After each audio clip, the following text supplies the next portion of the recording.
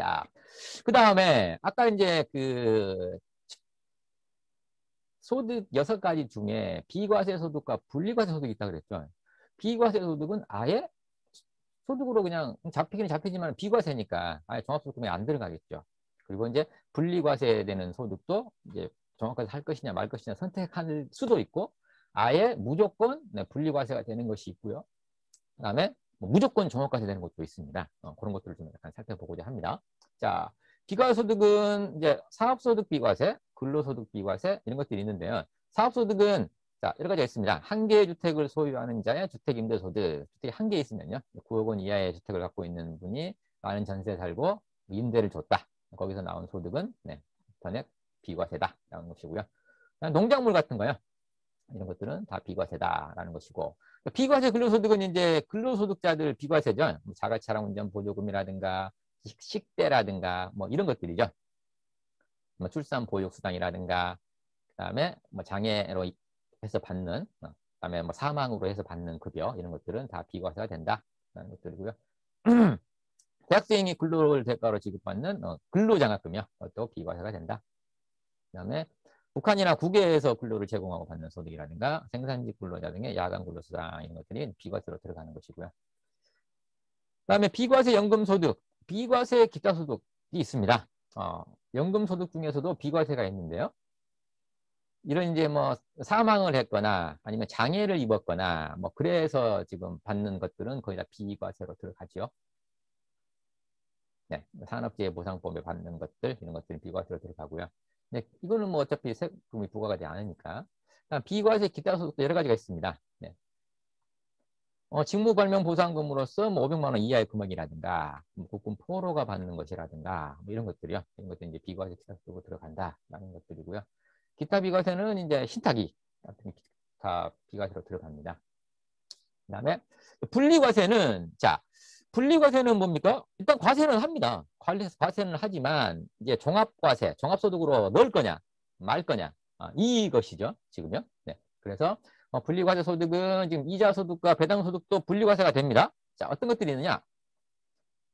자 법원에 납부한 보증금 같은 경우에 실질 명의가 확인되지 아니한 것들이라든가 여기 보시죠. 직장공제외 초과반환금. 직장공제외 초과반환금도 아예 분리과세가 되어버립니다. 이게 무슨 말이냐? 직장공제에다가 돈을 넣습니다. 네, 1억을 넣는데 오랫동안 넣다 보니까 한 3천만 원 초과반환금이 생겼어요. 1억 3천만 원을 받은 겁니다. 그럼 3천만 원을 받았기 때문에 2천만 원, 이자소득인데 2천만 원이 넘어갔죠? 넘어갔으면 종합과세가 돼야 되지 않습니까? 근데 직장공제 초과반환금은 금액에 상관없이 3천만 원을 받았든 5천만 원을 받았든 무조건 분리과세가 된다라고 하는 것들입니다. 그리고 우리가 흔히 알고 있는 이거요. 이자소득과 배당소득으로서 소득의 합계액이 2천만 원 이하, 2천만 원 이하는 아까 분리과세 된다 그랬죠. 금융소득, 종합과세 2천만 원 이상, 2천만 원 이하는 분리과세. 그때의 그 의미입니다. 근데 여기서 우리가 또 한 가지 이제 좀 잊지 말아야 될 것이 2천만 원 이하이면서 원천 징수된 소득이다. 만약에 이자소득과 배당소득 2천만 원 이하로 받았는데 원천 징수 안 했어요. 나중에 들켰어요. 그거는 무조건 종합과세 하셔야 됩니다. 금액 상관없이 원천 징수했을 때만 2천만 원 이하면 분리과세를 받는다라고 하는 것이고 또 아까 출자 공동사업자의 손익 분배 비율은요. 요거는 금액에 상관없이 무조건 종합과세가 됩니다. 아까 출자 공동사업자가 어떤 사업자라는 말씀드렸었죠. 이분들은 받는 것들은 100만 원만 받아도 2천만 원 이하지만 무조건 종합과세가 된다는 거예요. 그래서 그런 것도 약간 조심하셔야 됩니다. 우리가 일반적으로 알고 있는 것과는 약간 좀 다르죠. 네. 근데 일반적인 것은 금융소득이 2천만 원 이하이면은 분리과세가 되나 그렇지 않은 것도 있고 그다음에 무조건 빠지는 것도 있고 직장공제 초과 반환금처럼요. 이렇게 생각하시면 될 것 같습니다. 자, 그다음에 분리과세 연금소득이요. 퇴직소득을 연금 수령하는 아까 그 우리 퇴직금을 과세위원회에서 받는 것들이요. 이거 무조건 분리과세 된다는 거고요. 그다음에 우리 연금계좌 납입액과 운용수익을 부득이한 사유로 인출하는 경우요. 부득이한 사유로 인출한다 하면 뭐 해외 이전을 간다거나 사망했다거나 뭐 이런 것들입니다. 그다음에 파산했다거나 이런 경우에는 네, 그거를 분리 과세로 할 수 있다라는 것들이고요. 그다음에 그 외에 이 두 가지 외에 우리 이제 사적연금을 갖다가 받았을 때요. 세액공제 받은 걸 연금으로 받을 때 연금소득이라고 했는데 거기도 1,200만 원 이하인 경우에는 연금소득 1,200만 원 이하는 분리과세 할 수 있다. 근데 단 내가 1,200만 원 이하인데 종합과세를 하고 싶다 이거예요. 그러면 종합과세도 할 수 있습니다. 네. 자, 우리 이자소득과 배당소득이 2천만 원 이하이면 분리과세라 그랬잖아요. 나 이것도 종합과세 할래. 됩니까? 안 됩니다. 이거는. 분리과세와 종합과세를 선택할 수가 없습니다. 금융소득 같은 경우에는. 근데 연금소득 같은 경우에는 이 1,200만 원 이하인데 종합과세를 선택할 수가 있습니다. 분리과세와 종합과세를 선택할 수 있다. 네. 1,200만 넘어가 버리면 무조건 종합과세지만 유불리를 따져가지고 이하인 분들은 선택할 수가 있다라고 하는 것이고요. 그다음에 분리과세 주택임대소득. 네, 분리과세 주택임대소득은 2천만 원 이하인 사람도 주택임대소득은 분리과세가 되죠. 근데 내가 종합과세 하고 싶어요. 그러면 할 수 있습니까? 이것도 할 수 있습니다. 네, 분리과세 주택임대소득도 종합과세 선택할 수 있습니다. 그다음에 분리과세 기타소득은 아까 기타소득금액이라고 계산했었죠. 필요경비를 공제한 금액. 이게 300만 원 이하이면서 원천징수가 됐다. 그러면 분리과세와 종합과세를 선택할 수 있습니다. 유리한 걸 선택할 수 있다는 겁니다. 유리한 것들. 그다음에 세액공제를 받은 연금계좌 납입액과 운용실자 증가된 금액을 연금에 중도 해지해버린다거나 그다음에 연금 수령 한도를 넘어서 받는 것이라든가 이런 것들은 기타 소득으로 16.5%가 부과된다고 아까 원천유세율 나왔지 않습니까? 그것들이 종합과세가 되지 않고 이거는 무조건 분리과세가 된다라는 것이고요. 복권 당첨금 당연히 분리과세 되겠죠. 10억 당첨됐다고 그래가지고 종합과세를 넣어버리면요. 엄청나게 세금 내야 됩니다. 아까 50% 내야 되니까 이런 것들은 무조건 분리과세다. 대통령으로 정한 일용근로자요. 일용근로자의 근로소득은 연말정산 하지 않는데요. 이런 사람들을 얘기합니다. 건설공사에 종사하는데 1년 미만으로 고용됐다거나 하역작업에 종사하거나 그다음에 건설공사는 하역작업은 아니지만 근로계약에 따라 3개월 미만으로 고용된 자요. 이런 분들을 보통 우리가 이제 일용근로자라고 얘기를 하죠. 일용근로자 이런 분들도 분리과세가 된다라는 것이고요. 근데 이 분리과세하고 비과세는 어차피 종합소득금액으로 안 들어가기 때문에 그래서 중요하다라고 하는 것이고요. 자, 그렇다면 이제 종합소득 이제 봤습니다. 여러 가지 소득이 있어요. 그래서 이제 계산을 했어. 종합소득 금액을 산출을 했습니다. 그래서 이제 종합소득 과세 표준을 확정 신고하자 이겁니다. 이걸 우리가 이제 종합소득 과세 표준 확정 신고를 종합소득세 신고한다라고 얘기하는 겁니다. 확정 신고는 언제 합니까? 1월 1일부터 12월 31일까지의 과세 기간 거를 언제까지 합니까? 여기 너무 빨리 와버렸네요. 일반적인 경우는 5월 1일부터 5월 31일까지 하고요. 성실신고 확인 대상자, 일백 매출 규모가 어느 정도 크신 분들이 있으시죠? 죄송합니다. 이제 그런 분들은 한 달을 더 줍니다. 6월 30일까지 신고를 하게 됩니다. 그리고 어떤 사람들이 신고를 해야 되느냐? 종합소득 금액이 있는 사람들이고요. 그리고 종합소득 금액은 있지만 여러 가지 공제를 해주고 경비를 인정받다 보니까 마이너스 난 분도 있으시죠. 이 마이너스 난 분들도 원래는 신고하셔야 됩니다. 만약에 마이너스 난 신고를 안 했어요. 그러면 복식부기 의무자, 그 프리랜서 같은 분들은 복식부기 의무자 7,500만 원 이상 되시는 분들이 마이너스 났으니까 신고 안 해야지. 근데 1억이 발생한 거예요. 1억이. 근데 뭐 이것저것 쓴 게 많아가지고 마이너스 났다고 신고를 안 했습니다. 이런 사람이 들켰네? 그러면 종합소득 신고 안 한 것에 대해서 마이너스니까 세금은 없지만 그 1억이라는 매출액 있죠. 매출액의 10,000분의 7. 이걸 갖다가 세금으로 때려버립니다. 조심하셔야 됩니다. 그런 것들도 마이너스 났다 하더라도 신고는 해줘야 한다라는 것이고요. 분리과세 주택임대소득이 있다면 종합소득세 확정신고 하셔야 됩니다. 분리과세라 하더라도 분리과세 끝나는 게 아니라 세금 낸 게 아니니까 내가 분리과세 한 거를 종합과세 하면서 세금을 내야 된다라는 것이죠. 왜? 주택임대소득 원천징수를 하지 않으니까요.